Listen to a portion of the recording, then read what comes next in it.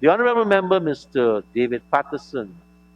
Honorable member, you can now move the other motion standing in your name. Thank you very much, Mr. Speaker.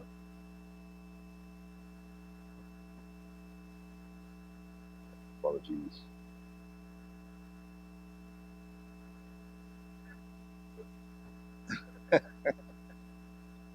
Mr. Speaker, let me start off by saying that I join with the Minister of Health and in offering our support and congratulations to the frontline health workers who've been doing yeoman service in the battle against this pandemic. And let me also say I join with him in encouraging persons to become vaccinated. Mr. Speaker, Mr. Speaker, I've heard the Honorable Minister mention, I'm taking the opportunity, sir, to mention the vaccine hesitancy. And you might be aware that part of the hesitancy is people don't trust you, sir. People don't trust the administration. I'm being quite frank.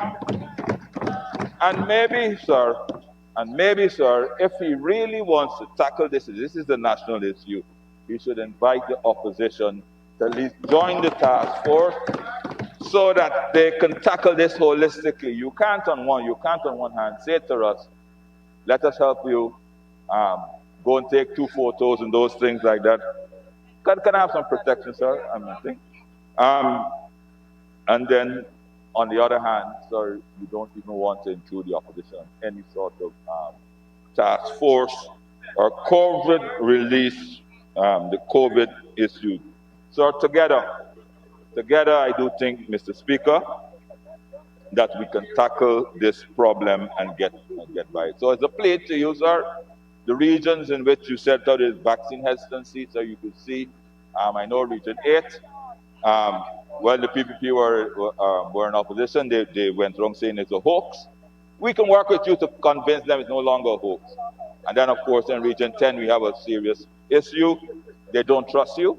And we are willing on this side, Minister of Health, to work with you to help them. Mr. Speaker, I've heard all the discussions that you have given on the flaring motion. What I did not hear you say exclusively, sir, is the fact that the flaring motion was tabled in this House on the 22nd of February. The case that you are referring to, sir, that it makes my flaring motion sub judice was filed on May the 21st. 4 months, sir. 4 months this Parliament was prorogued, sir. 4 months we could not have a sit-in.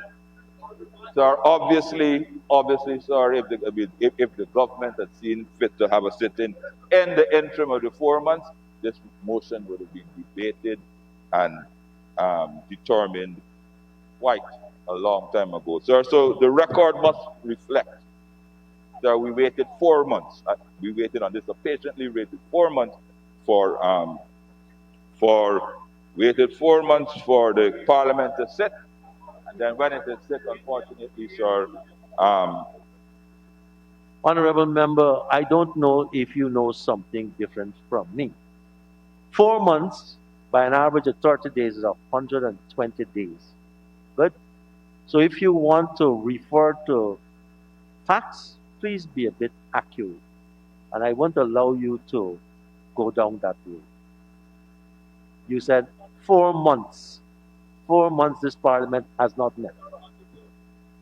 So, and then there has been a ruling of the Speaker with respect to the Parliament. Thank you, sir. Go ahead. I am not questioning your ruling at all, sir. I am just saying, sir, that if the Parliament had met between March the 2nd and today, sir, the motion would have been dispensed of. Mr. Speaker, I rise to move a motion under my name for the locations of shore bases to serve the oil and gas sector. It is a simple motion seeking to ensure that we develop,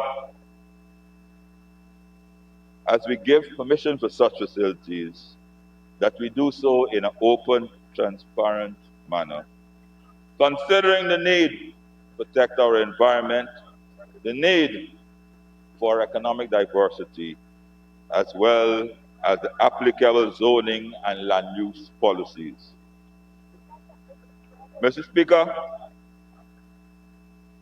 shore bases are required to provide services for the offshore oil production. These bases can be called hubs. These are like bus terminals or even air cargo terminals, sir, whereby goods, products, and other services are assembled at these shore bases and transported by marine vessels to the FPSOs in the drill shore and the drill ships offshore. When Exxon Mobil commenced exploratory drilling in 2014, their drill ships were being supplied from shore bases in Trinidad. Sir, and on the discovery of oil in May 2015, and the decision by the coalition administration to support ExxonMobil's efforts in achieving early first oil, shore bases in Guyana became a high priority. Our administration, which I mean, sir, the coalition administration, was determined to have onshore bases in Guyana as soon as possible, sir. Our rationale behind our decisions was to support the offshore and oil and gas industry, since oil companies benefit through reduced costs and imported and improved product times. Meaningful local content participation in the offshore energy sector and developing local capacities and capabilities, sir. Diversification of the economy to help spread the direct and indirect economic benefits of the oil and gas sector. Sir, the provision of employment and helping, sir, to develop our human capital. And finally, sir, attracting FDI and creation of other investment opportunities. Mr. Speaker, based on these criteria and based on these goals of the coalition administration, in mid-2015, sir, and I'd explain to you what the difference is with what has been going on here and us. In mid-2015, sir, the Ministry of Public Infrastructure, it was then called, and the Ministry of Natural Resources, commissioned a screening study of new onshore bases and ports. Sir, I have a copy of it here in my hand, sir. Obviously, I know now that it's still in the ministry. It was part of the package that was left in the ministry with the honorable ministers, both ministers. Unfortunately, it doesn't have many pictures, so I don't know if they read it. But this, I have a copy, fortunately, sir. The screening study for new onshore bases and ports, sir. This was done in, the report came out in September, 16th of September 2016, which highlighted that there are no suitable bases in Guyana. The nearest bases, of course, was in Gotola and Chaguaramas in Trinidad, and they, sir, were 250 miles away from Lisa 1, where the first discovery was in 2016. And the use of those shore bases, sir, were costing the Guyanese public, the people of Guyanese public, over $1 million per day. Of course, sir, this cost did not affect Exxon because their cost recovery. It was the benefit of the people if we reduce the cost. Obviously, the reduction in the cost means there's a faster recovery period, and then obviously we can um, start seeing a greater benefit from the oil production deal. So, sir, there was no incentive by the oil producers, Exxon, to move from the bases in Chagaramas and in Trinidad. But, sir, we as a government in 2016 decided, obviously, that it was something that should be done. Sir, sir, despite us not having any suitable port, our government, the coalition government, commenced a four-state approach to these challenges. Sir, we did phase one. What is still here at the moment? Phase one, sir, we said, sir, that we will do um, whatever is necessary so that we can get the first oil based on this report um, by 2020. First oil was actually on the 20th of December 2019.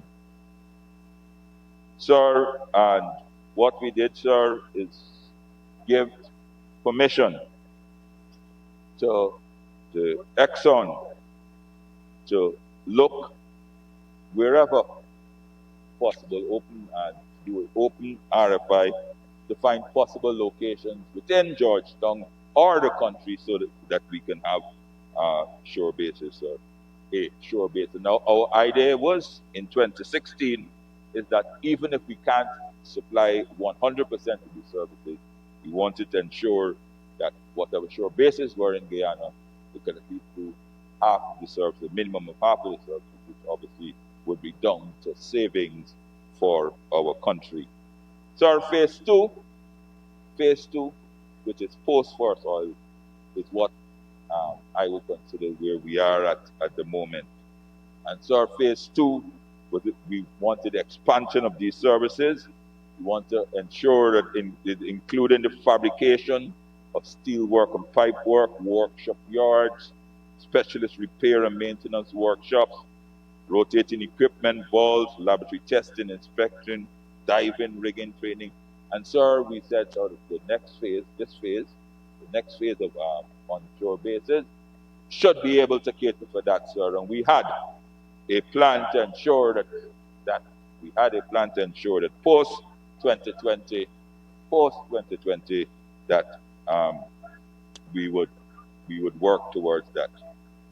So we had phase three. Phase three is heavy industries, whereby we now self-sufficient. Phase three was where self-sufficient, sir. And then of course, phase four, according to our study, was the integration of the Linden, Lethem, Brazil Highway into this network and the deep water port and all these stuff. Sir, Mr. Speaker, for my friends over there, we examined proposed locations throughout the country: Essequibo, Berbice, and of course, Demerara.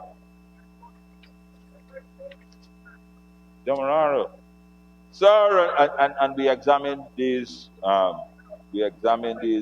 Sir, before I even go on, I hear the honorable member prattling over there of Myconi.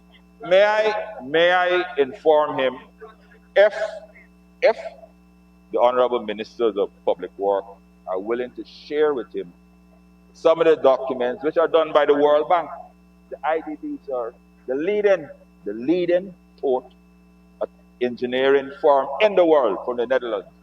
Recommended that that same area he's kidding and laughing about, the Myconi East Coast area, to be done for shore bases and deep water ports. And it's online.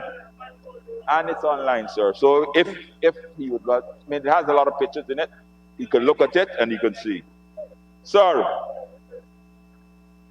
we checked, sir, Essequibo, Demerara, Berbice. We look for the deep water, build up the draft, existing facilities, sailing distance, land availability, flat land, worker-friendly environment, um, road links to Georgetown and airports, utilities, environmental issues, and of course, lastly, linked to Guyana, Brazil highway. Sir, the number one ranked area in this here, sir, for my friend who is singing there was Barbies. Was Barbies. Yes, so we'll get to that, sir. We will get to that. Sir, number one rank was Barbies, and I want you to bear in mind, I would like you to bear in mind, because I heard the Honorable Member Ramson speak about we only do things for our constituency. Barbies, sir, is not our constituency. But that's the number one rank place, and I'll tell you what our government did in relation to that shortly. Sir, the first RFI for onshore brace was launched in Guyana in 2017. So we got the report, and we said that we'd like to do it in Berbice. The recommendations were, after we checked all the rankings, was Berbice, but unfortunately there's no facility in Berbice. There was no facilities in Berbice, sir. Sir, it was launched nationally. We said that there's no restrictions where it was launched nationally. Sir, only two local shippers were shortlisted. This, sir, was Munishwars and John Finance Limited. They're the only two facilities that were shortlisted. Sir, in September of 2017, Exxon awarded the contract to Gisby for the shore brace. Since it's the only such facility capable of doing any such a thing. Munishwar was, sir, and I'm coming to that, sir. This was awarded, right? Despite the obvious challenges of the location, sir. Munishwar started out as a container terminal. The Munishwar started out as a container. Sir, can you stop rubbling there? Munishwar started out as a container terminal, but because they had the size, they were awarded the contract. Sir, Mr. Speaker, Houston. Houston is now the hub for the oil and gas. But they became so, sir, not by virtue of any studies or any future development plans, but simply because Exxon awarded a contract to this in 2017. Generally, suppliers seek to be close to the shore basis to reduce their costs, as I said. And that is the reason why the Houston area, sir, is the hub of oil and gas. And I will, for the benefit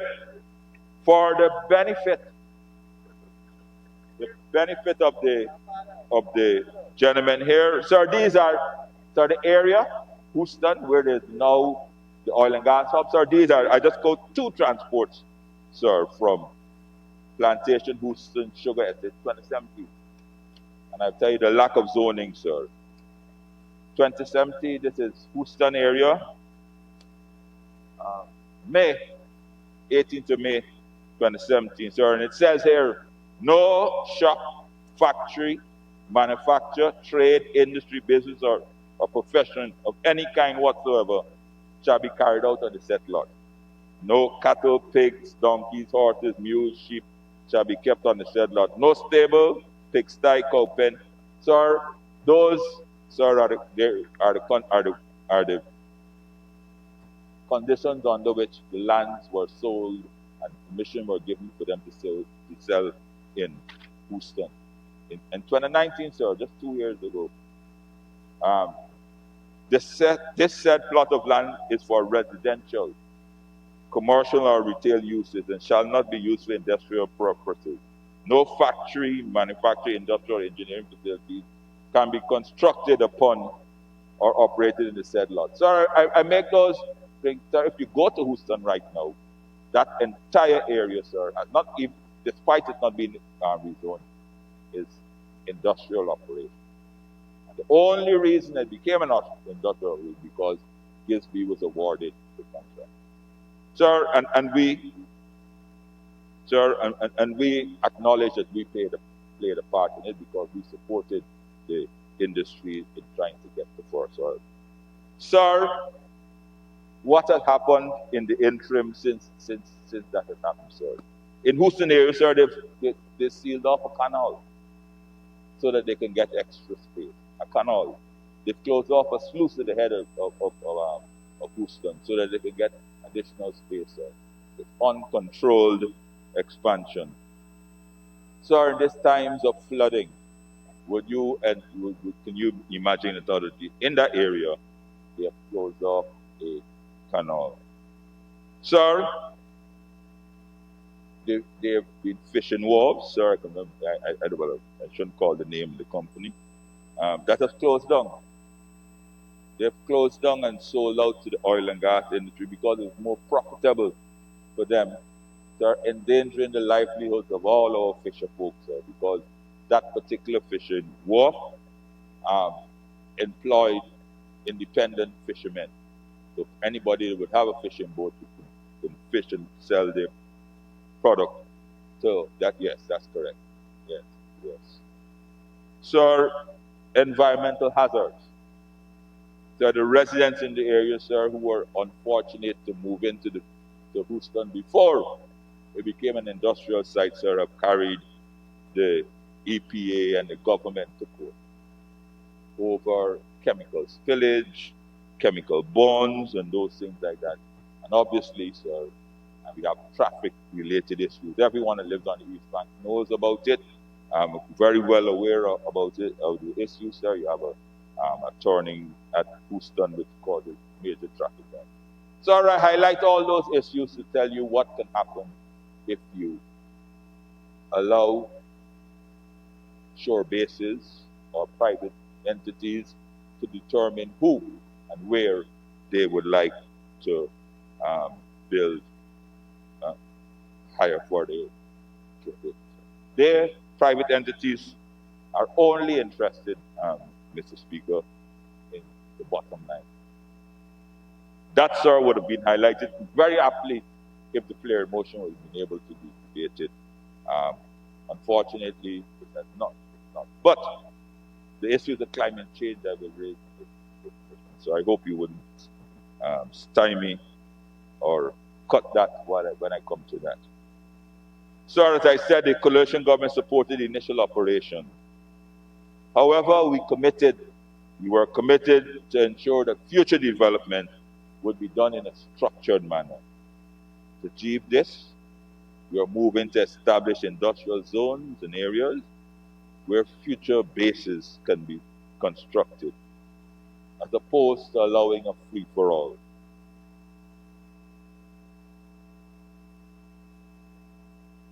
As I said, sir, we had very little option in the location of the first onshore base. The Minister of Natural Resources, the Honorable Minister Trotman, sought, sir, and received cabinet permission, that is in 2016, sir, to proceed immediately with phase 2 development of an onshore base. The selected location was Crab Island in Berbice. Sir, and cabinet gave their approval, sir, in May of 2017.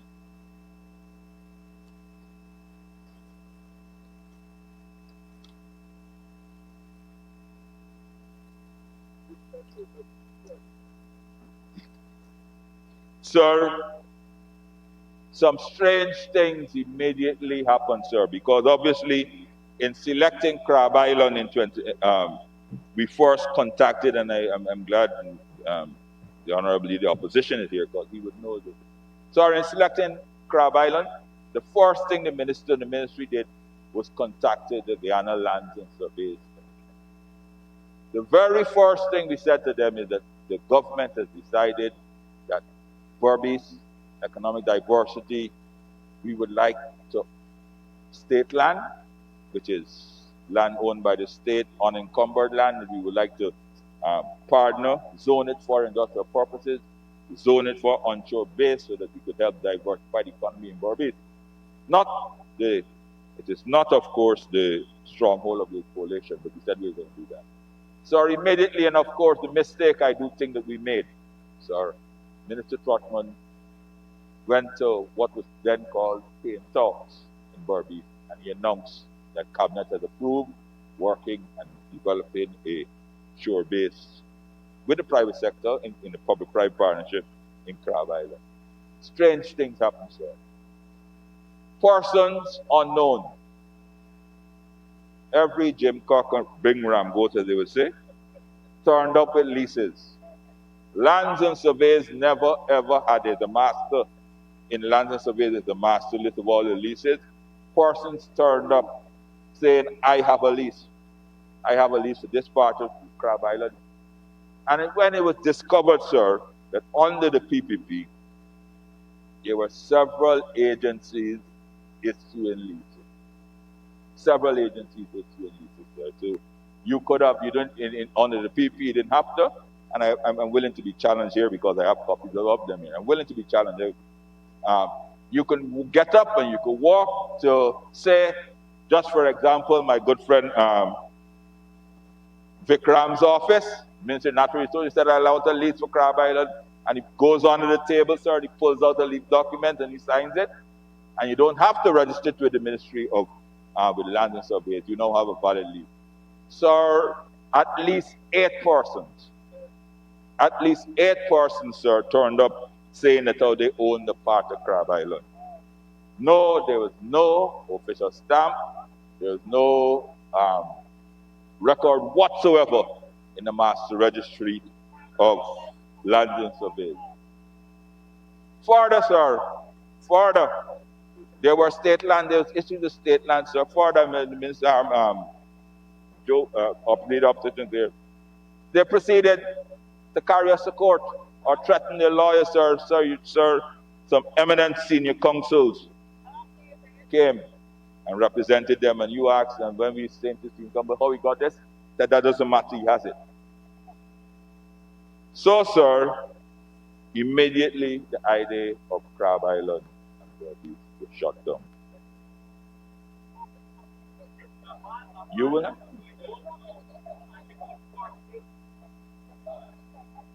Sir, that reminds me, sir, you mean, I've heard the honorable member there shout that you could terminate the lease, sir.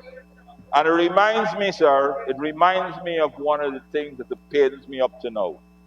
Terminating a lease reminds me of one of the things that pains up to me, sir. One of the promises of this coalition was to get Diamond.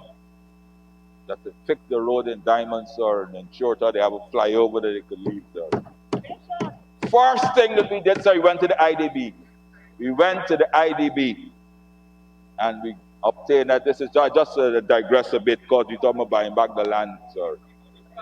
Talking about buying back the land, sir, we went to IDB and we launched a bid because on the maps, on everything, they said, oh, we have a reserve of the Diamond. And we went to tender, sir. The IDB went to tender. And the day, sir, we walking the contractors, you do site inspection.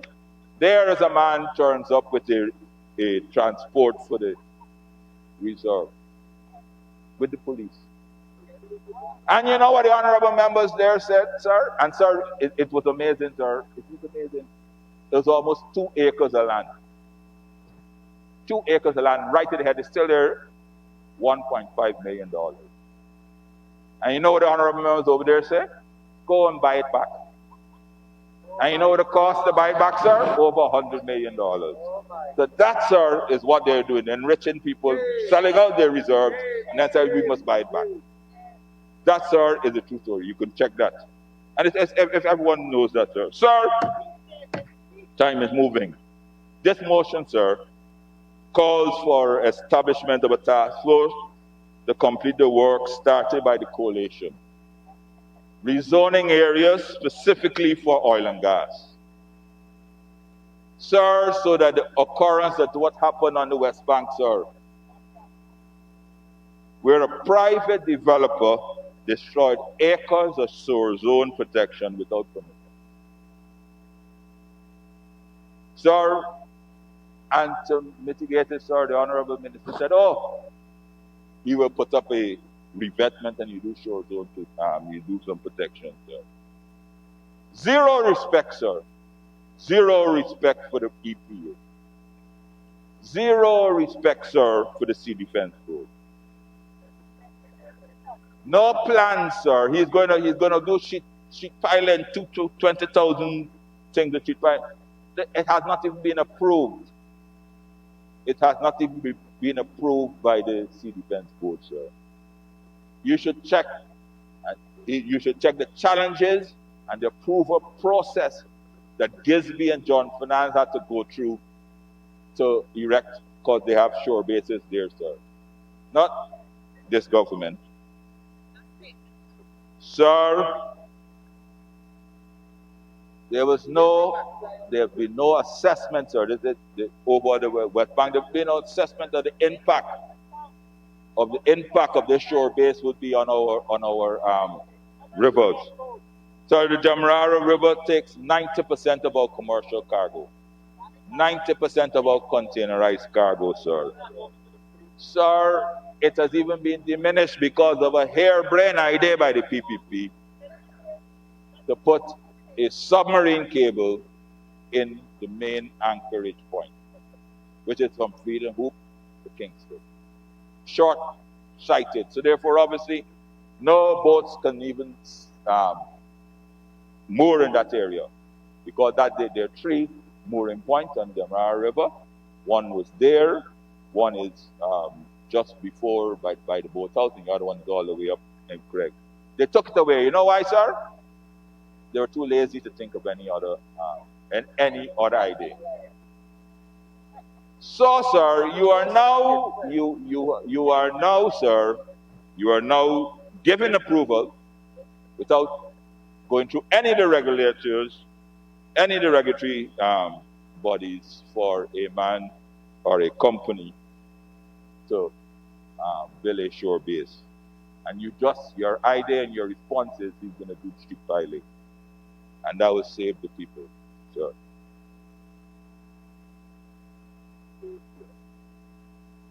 Sir, when it comes to the Sea Defense Board, it would be remiss of me to make mention, sir, always under our administration, the Sea Defense Board always has space for persons from the opposition.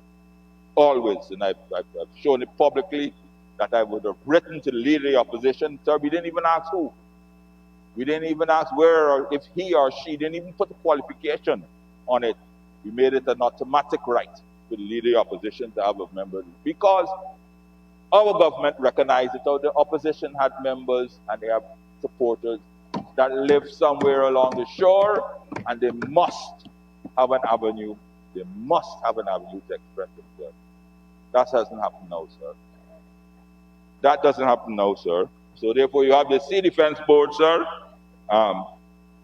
There's no board, no state board in this country, sir. It has a representative from the opposition. It was a policy direction by the coalition government. Every single board must have the opposition on it. Sir, the motion also calls for the government and for us, all of us in this parliament, to have a state that we have a preference for future shore bases to be built in Berbice and Essequibo. Guyana has three main rivers, sir. At the moment, all the oil and gas operations are now concentrated in Berbice. So the distances away from the SPSO or the fine, sir, is almost equal for all three rivers. Sir, by saying we have a preference, that doesn't exclude Demerara. Doesn't exclude Demerara, sir, because as I will go on to tell you, the projections in the next 5 years of among the vessels we will have to be served in the next 5 years, all three counties can have an onshore base. Mr. Speaker, zoning.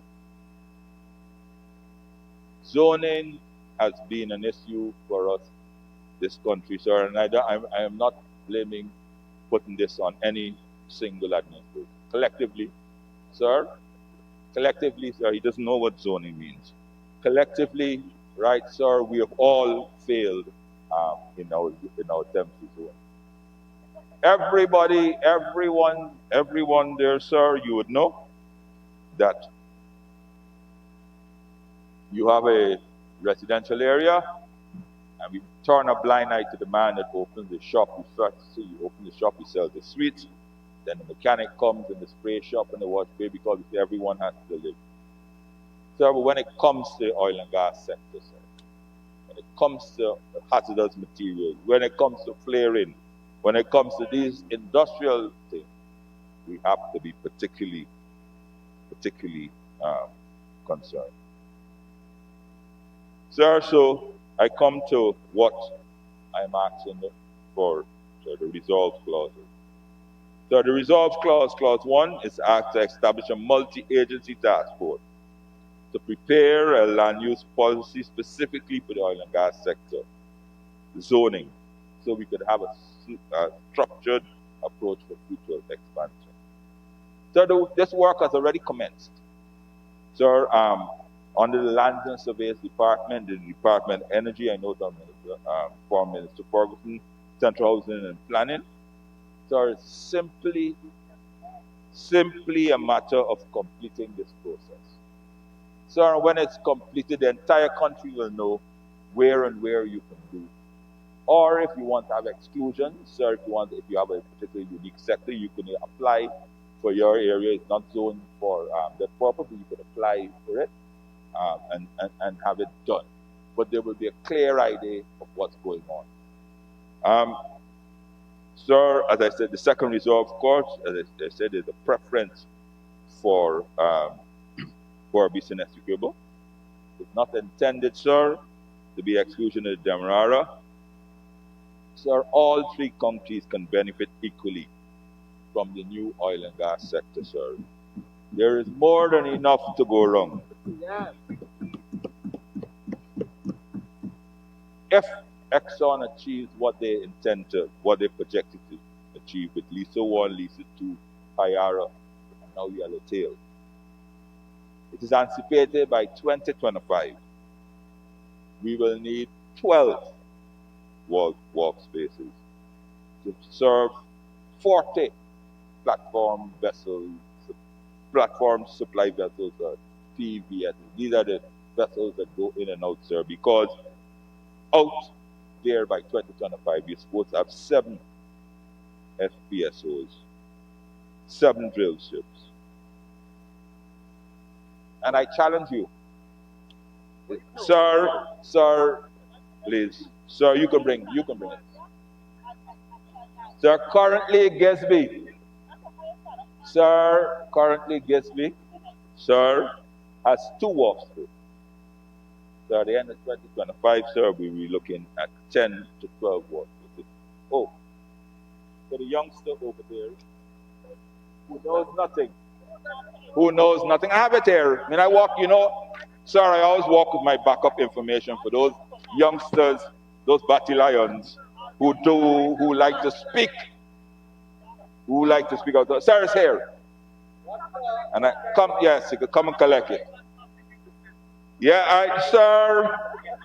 So there's more than enough to go wrong, sir. So this motion is calling on the government to say that they have a preference, sir, for Berbice and Essequibo, right? And then obviously we could then do all the rest, sir. Oh, wow. So the third resolve clause, sir, right, simply seeks that we indicate to Exxon that they must suspend their RFI, allow us the 6 months because that's what I've asked, sir, for us to complete and report back this their zoning policy specific for oil and gas. And then afterwards they can continue, sir. And of course, the final reserve clause, the fourth reserve, so, sir, is the one I think that causes most contention, which is to say that I start off by saying, sir, all industrial parks done in this country were built by state, on state land. All.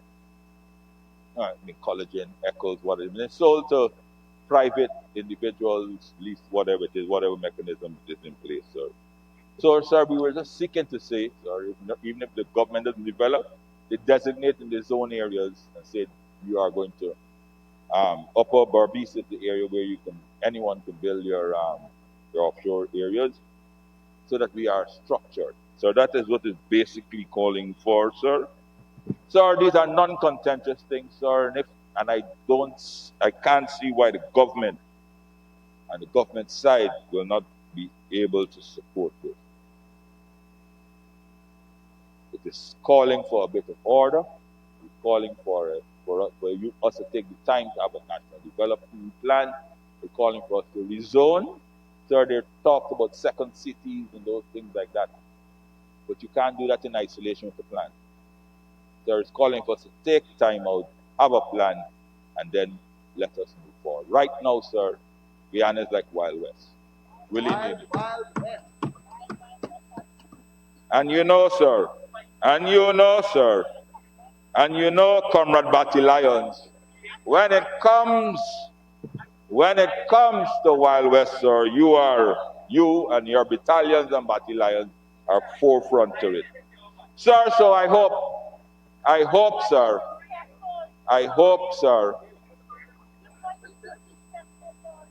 yeah, yes, sir. Yeah, folks, don't worry with that, youngster. Yeah, sir, so I like to close by asking, sir, I like to close by asking that the members on the other side support this motion, so that we can have reestablish some order in our society. I thank you. I now call on the Honorable Member, Mr. Ramjattan, to make his presentation.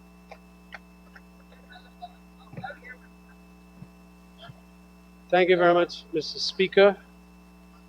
And I want to indicate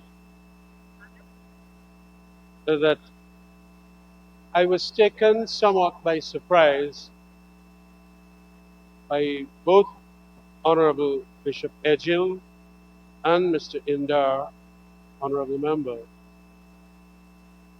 in the way they assailed this very important motion coming from a person who knows the issues surrounding shore bases more than most. And we must appreciate that this aspect of the matter that is so new and novel to all of us in Guyana, shore bases, that is a facility that is going to help the oil sector, the FPSOs, in a variety of matters, in a variety of methods, and with services provisioning, which will ensure that Guyanese are employed, which will ensure also that Guyanese, by virtue of that employment, enhancing their reputation to be better mariners, boat captains, shippers, so many things in this vast sphere.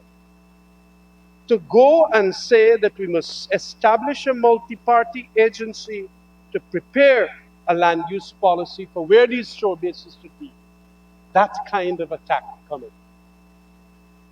This is an important motion, Mr. Speaker. Very, very important.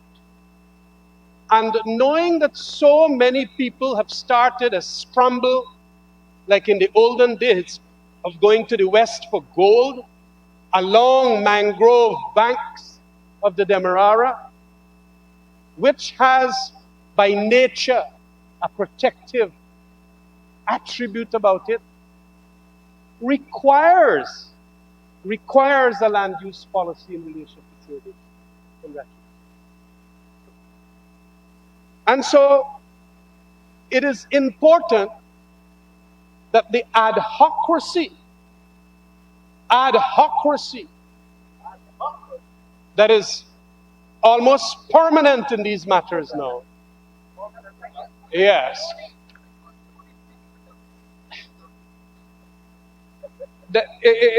Is replaced with planned authority.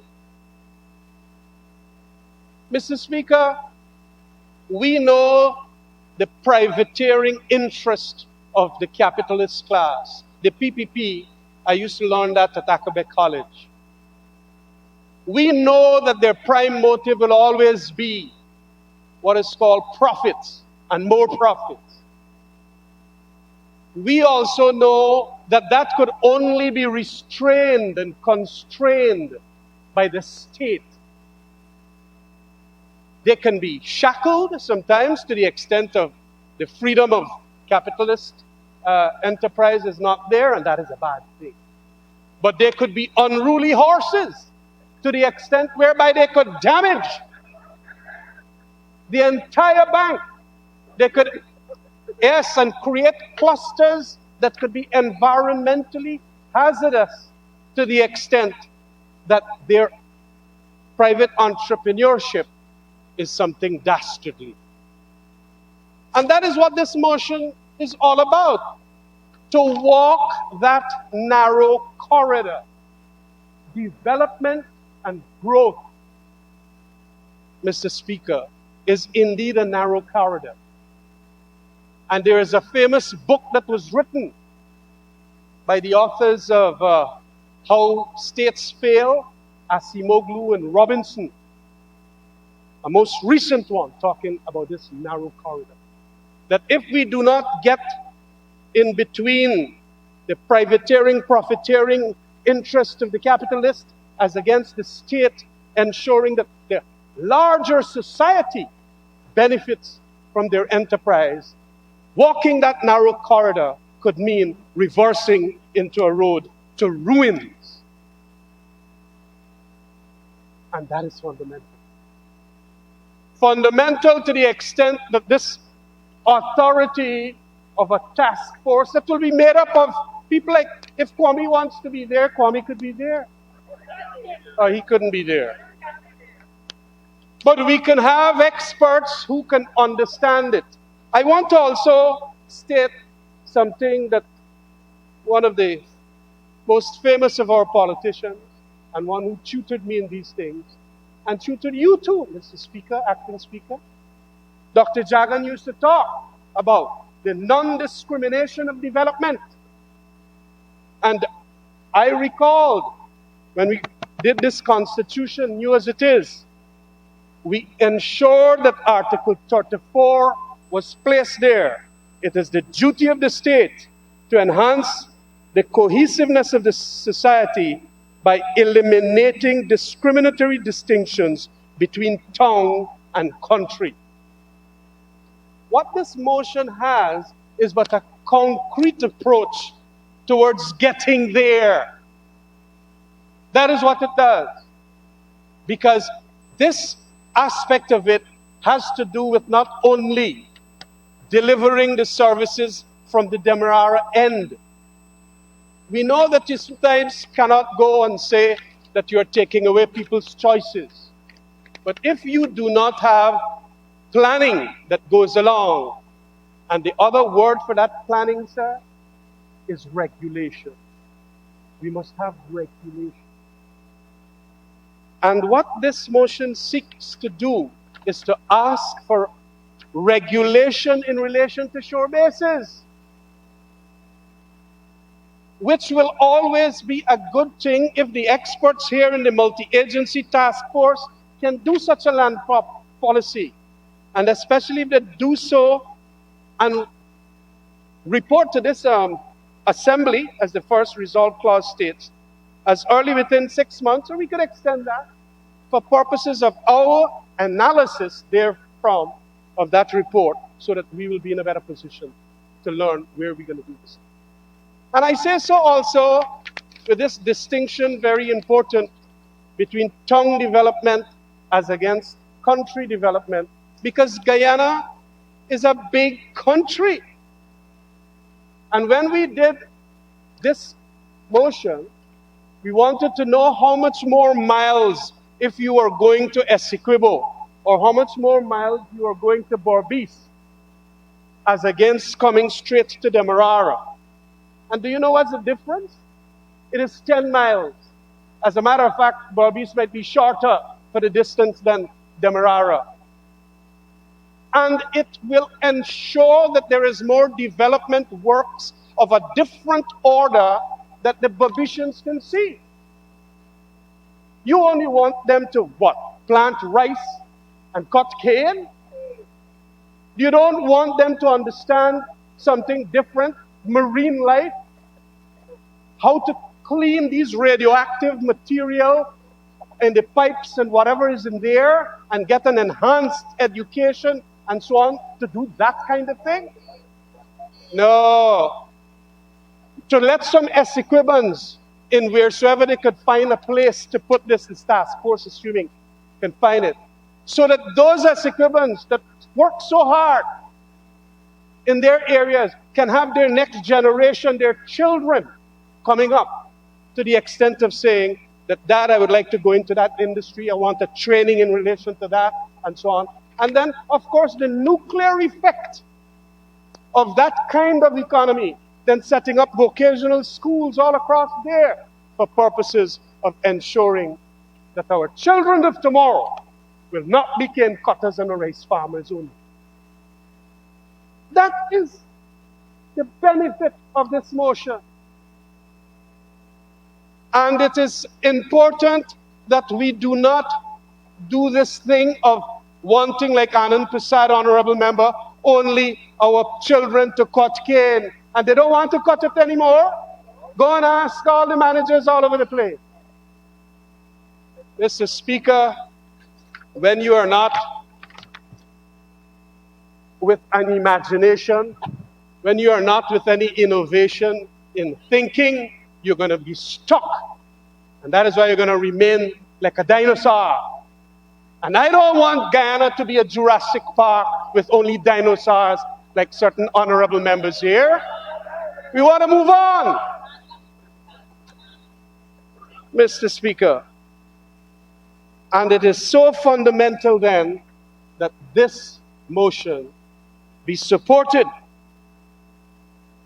There is what is called in the politics of a modern world, what is called the tragedy of our commons. Our commons means our land, our people, culture, whatever. And there is a certain tragedy when we think only of wanting to do that which we did 100 years ago. That is not what caused London to develop to London, or New York to develop to New York. No, and Singapore to develop to Singapore. It is because of a tragedy of our commons, especially of the thinking of certain people. And that creates that tragedy. Their interest alone matters as against the larger interest of all. And Mr. Speaker, I want to quote from another book, Jared Diamond, Collapse, How Societies Choose to Fail or to Succeed. I think he won a Pulitzer Prize for this. And this is what he says. And he says this: consider a situation in which many consumers are harvesting a community-owned resource, such as fishermen catching fish in an area of ocean or herders grazing their sheep on a communal pasture. If everybody overharvests the resource, it will become depleted by overfishing or overgrazing, and thus decline and disappear they will. And all the consumers will suffer. It would therefore be in the common interest of all consumers to exercise restraint and not overharvest. But as long as there is no effective regulation of how much resource each consumer can harvest, then each consumer would be correct to reason this. And that is the Jurassic Park dinosaurs we're talking about. If I don't catch that fish or let my sheep graze that grass, some other fisherman or hoarder will anyway come and take it up. So it makes no sense for me to refrain from overfishing or overharvesting. That is what operates because it's human nature. And the correct rational behavior is that we must then regulate. That is what is being sought here. And those people that don't want to regulate, he then goes on to state why they don't want to regulate. Chief among the forces affecting the non-regulators who are committing political folly is lust for power, named by Tacitus as the most flagrant of all passions. This is a fantastic piece of writing. And he goes on to state, it says that you shouldn't have rigged elections too. And everybody that is in Guyana must vote in Guyana. Not they must be in America and vote in America. That is page 504.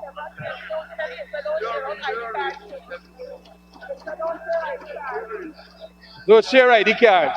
You and your ID cards. And by the way, these are my books, you know. These are my books. I bought them. I didn't get a president to give me them.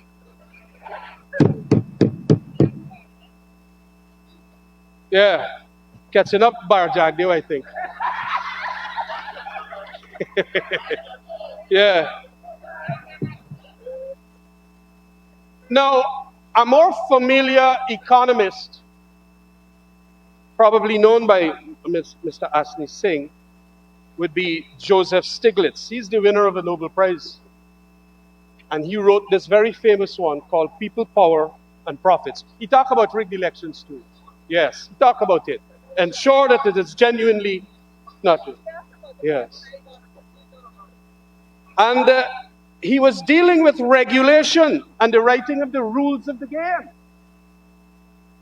as the motion is asking for. There are many areas where it is best, this is at page 143, where it is best to leave production to the private sector. That doesn't, however, mean that the private sector should be able to do whatever it wants. It needs to be regulated.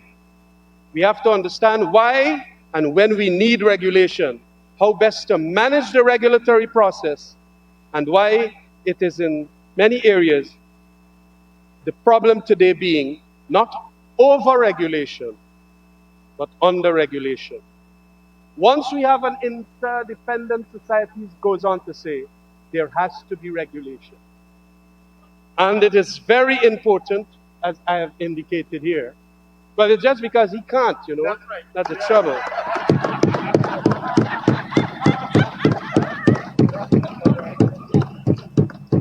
When Stiglitz goes on to talk about what it is about the regulatory process, and I'm going to read a little extended passage here, because indeed it applies almost square on. You know, when we lawyers do cases in court, when we find a case that applies almost square on, we love to chill out in it. And when I saw this passage, I literally chilled out. Yeah. Designing a good, efficient regulatory system is difficult, but we have done a remarkably good job of combining, once we get the expertise, with checks and balances. We want to avoid politicization of the regulatory process as far as possible. And it is important that these become accountable agencies, which in turn implement that which the lawmakers have impartially tried to get. We have even created regulations to ensure that the regulations are made and enforced fairly and efficiently. And then he goes on to talk about commentators can suggest improvements and alterations. Then the agency proposing the regulation has to respond to the comments, eventually issuing a final version. And those who do not like the regulation can challenge these in court. That is basically what we are talking about here. And I would like to take my advice from a person of this stature as an economist than one who would rather want the entire adhocracy to dominate there in the mangroves of West Bank. Mr. Speaker, these are important matters which we have to address, and we have to address them as early as possible because of the fact that we do not have time. Time is always against us, and it is clear that if we did not do that, we are going to have inequality. Inequality. It is a humongous, big problem today, this thing called inequality. And it is best that the state comes in, not the Leviathan state, but an entrepreneurial state that can help build, as is mentioned in the other resolve clause, that can help do these shore bases and give it out to operators who can deal with ExxonMobil. It is always far more useful because when the state does that, you are going to have lots more of the regulations on environmental issues, on so many other construction issues, safety of the environment in relation to mangroves and all of that. The state is always better in relation to that than private profiteers. And because you might not be in a position today for Guyanese to have the capacity to find the financing for purposes of getting down to these shore bases, it is always a good thing that the state, the entrepreneurial state, gets that job done. Oh yes, you might get some of them saying that Ramjattan is the ideologue, now he's done socialist. He's looking now at asking the state to do that. It is not socialism. The entrepreneurial state is like the nationalist state. You want them to look after the interest of Guyanese. And it is so important, Mr. Speaker, that this be understood as being the backbone, the crux and core of this motion, rather than giving the impression as if we want to score points. It's because we are aware that there is a lot of opaqueness about what is going on with shore bases now. We don't even know the players. And then when we know the players, like we know TriStar, he has violated all the laws. That is what we now know. And if it is something, that company or its proprietors ought to have been indicted under the Forestry Amendment Act of 2010. When this thing happened, as you didn't hear what the Minister Patterson, David Patterson's honorable members talk about, that these things happened shortly after. And you know what has caused all of this? Is because, Mr. Speaker, we signed on in 2015 or 2016 to that oil exploitation agreement, production agreement. It has caused all of this. A lot of them didn't want us to do that. But when you sign on to that, a whole lot of other new problems will occur, new dilemmas, new challenges. And what we are asking for, in view of all of these new challenges arising, we are now saying that this is what must be done. Experts must come in, Natural Resource Agency. I want to correct something that is being even made as propaganda, that we hide some signature bonus deal. I am aware that 2 weeks after we signed the agreement, it was registered in the deeds registry. And it was there for the entire world to see. And it is there. And they now come in and say that we hid it. A lot of the deals with shore bases we don't know nothing about. And we would hope that these deals can go into some registry so that we could see, for the sake of our next generation, we had done something in the Environmental Protection Act to ensure that the next generation can know by virtue of doing public hearings. Do you know what is now the fallacy and the charade of public hearings going on with the EPA? They go to the people at East Bank and they shout them down and they walk and go away.